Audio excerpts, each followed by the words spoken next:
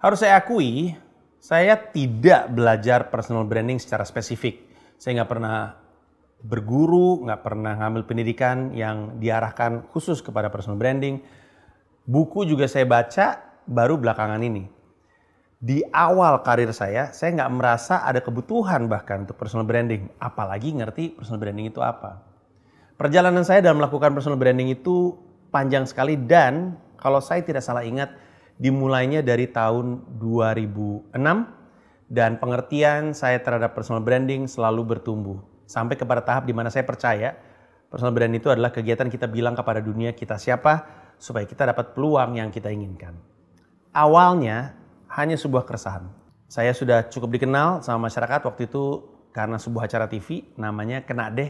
Nggak tahu masih pada ingat atau enggak, itu acara udah lama banget. Penontonnya udah pada punah kayaknya. Udah kalah jumlah sama jumlah komodo, masih banyakan komodo tuh sama yang pernah nonton Kena Deh. Tapi dulu waktu Kena Deh itu lagi tayang di stasiun TV, orang kenal saya sebagai orang yang lucu, orang yang senang bercanda. Nah itu menyenangkan tentunya, tapi datang dengan sedikit resiko. Resikonya adalah ketika saya ngomong serius, nggak ada yang nangkepin.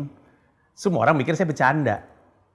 Masalah dong, setiap kali saya pengen ngomongin sesuatu, orang nggak pernah nanggepin serius. Setiap kali saya beropini, orang pikir saya bercanda. Capek juga tuh, setiap kali ngomong serius, selalu dibalasnya dengan ketawa. Padahal, loh saya lagi serius gitu. Nah, saya ngobrol dengan seorang sahabat, namanya Ramia.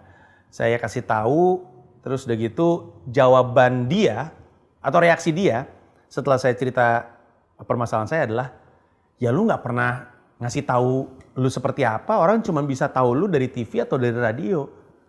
Terus saya nanya dong, ya gimana caranya? Gue bisa cerita sama orang-orang diri gue seperti apa. Dia adalah orang yang punya ide untuk beli domain panji.com. Dia yang bilang bahwa personal brand itu penting. Dia bilang nama kita adalah nama brandnya, Panji adalah nama brandnya, wajah saya adalah logonya, dan isi dari personal brand itu adalah janji dari brand itu tersendiri gitu. Jadi bilang nama lu itu sebenarnya adalah merek. Makanya harusnya lu mulai mengamankan semua aset yang menggunakan nama lu. Karena nama lu adalah brand. Dia tuh yang mulai dengan akuisisi akun Twitter @panji. Bayangin, akun Twitter saya tuh @panji. Kan ada banyak ya, mungkin ribuan orang yang namanya Panji. Tapi saya doang yang punya @panji. Karena saya duluan. Dia yang beli domain panji.com, dia amankan tuh semuanya. Dia yang bikin kanal YouTube saya, dia yang kemudian mengingatkan saya harus bikin Instagram dan seterusnya, sampai ke TikTok bahkan. Nah, ketika dia beli domain panji.com, dia bilang, mulailah cerita semua yang ada di dalam kepala lu dan semua yang lu rasakan dalam hati dalam bentuk tulisan blog. Saya sudah punya blog sebelumnya. Tapi blog itu cuma saya pakai untuk nulis doang aja. Maksudnya nulis, kalau misalkan buka ya, kayaknya masih ada deh. panji.blogspot.com. Wih, lama sekali. Itu isinya curhat nggak jelas tuh. Masuk angin, cinta, segala macam. Nggak pernah bener-bener spesifik. Karena nggak punya tujuan. Kegiatan personal branding yang saya lakukan pertama kali adalah lewat tulisan di panji.com. Tujuannya apa? Tujuannya adalah untuk ditanggapi serius. Jadi peluang yang saya inginkan sebenarnya saat itu adalah ditanggapin serius. Dengan cara apa? Dengan menunjukkan keseriusan saya. Jadi kegiatan personal branding yang dilakukan blog panji.com adalah saya bilang sama orang bahwa saya tuh punya pemikiran-pemikiran yang serius. Setiap isu saya tanggepin. Setiap berita saya tanggepin. Tentu saya taruh lucunya, tapi ada perspektif baru yang orang nggak kenal dari saya dan atau mungkin orang nggak pikir saya punya. Saya taruh di situ. Dan dalam perjalanannya saya mulai semakin paham tentang personal branding. Awalnya saya pahami personal branding adalah kegiatan kita bilang sama orang kita tuh seperti apa saja. Karena gini, manusia itu kan makhluk yang membutuhkan keseimbangan. Maksudnya secara fisik pun, secara fisiologis kita tuh makhluk yang butuh keseimbangan. Kalau kita berdiri dan angkat satu kaki, badan kita tuh refleks mencoba untuk menyeimbangkan diri. Itu tuh udah pasti. Termasuk secara mental. Kalau kita ngeliat seseorang, fisiknya itu baru 50% informasi yang kita punya tentang orang tersebut, visualnya. Masih ada 50% dari orang tersebut yang kita nggak tahu, yaitu dalemannya. Sehingga karena kita butuh keseimbangan, apa yang sering kita lakukan? Kita berasumsi orangnya seperti apa. Sering nggak?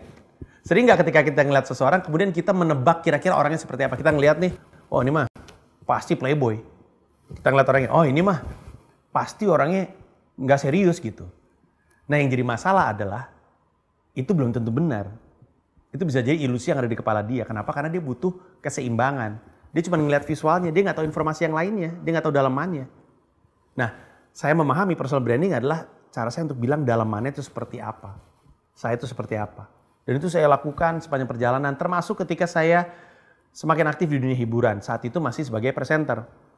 Sebagai presenter, saya sadari bahwa presenter banyak di Indonesia. Kalau saya cuman personal brandnya presenter, saya akan kehilangan pekerjaan sama presenter-presenter lain. Presenter yang lebih ganteng, Choky Sitohang, siapa yang bisa ngalahin ketampanan Choky Sitohang? Gak ada. Jadi saya mesti punya warna yang beda. Oh, gue presenter, tapi misalnya gue lucu. Sehingga ada warnanya. Choky mungkin lebih serius, saya mungkin lebih lucu. Presenter yang lucu banyak, harus lebih spesifik lagi. Oh, Panji ini presenter yang lucu, tapi punya pemahaman politik. Makin lama posisi saya, personal brand saya di dunia hiburan tuh makin spesifik. Ketika udah mulai terjun ke dunia karya, personal brand saya semakin kuat lagi. Karena di karya, saya 100% diri saya sendiri. Baik itu dalam bentuk lagu rap yang saya tulis, buku yang saya tulis, materi stand up yang saya tulis, acara TV yang saya bikin, film yang saya bikin, semuanya tuh ditulis dengan kejujuran. Secara teknis mungkin nggak gitu oke. Kayak buku saya juga masih secara bahasa jelek, film saya juga mungkin secara teknis masih kurang, lagu rap saya, stand up saya. Tapi yang orang tidak bisa pungkiri adalah bahwa di setiap karya saya 100% diri saya. Jadi orang mudah untuk memahami Panji itu orangnya seperti apa dengan mengkonsumsi karya-karyanya dia.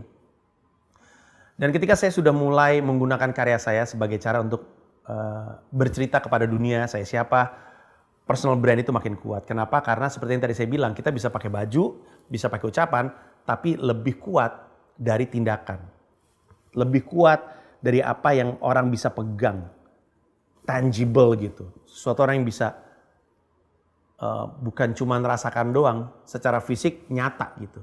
Ketika udah keluar dalam bentuk produk, dalam sebuah wujud, lebih kuat dia berbicara mengenai siapa diri kita. Nah, sebagai strategi, perjalanan itu bertumbuh gitu. Jadi strategi saya dalam melakukan personal branding bertumbuh. Seperti yang tadi saya ceritain di awal, awalnya cuma tulisan. Awalnya cuma blogging dan microblogging. Panji.com dan @panji di Twitter.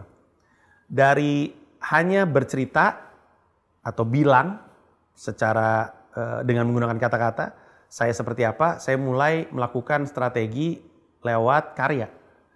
Dan walaupun saya juga melakukan personal branding dari apa yang saya pakai, tapi dalam pengalaman saya, karya-karya saya berbicara lebih kuat mengenai diri saya dibanding apapun yang pernah saya lakukan.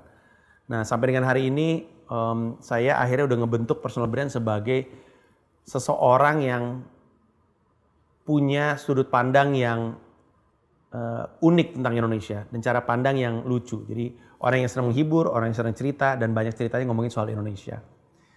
Itu adalah sesuatu yang bertumbuh.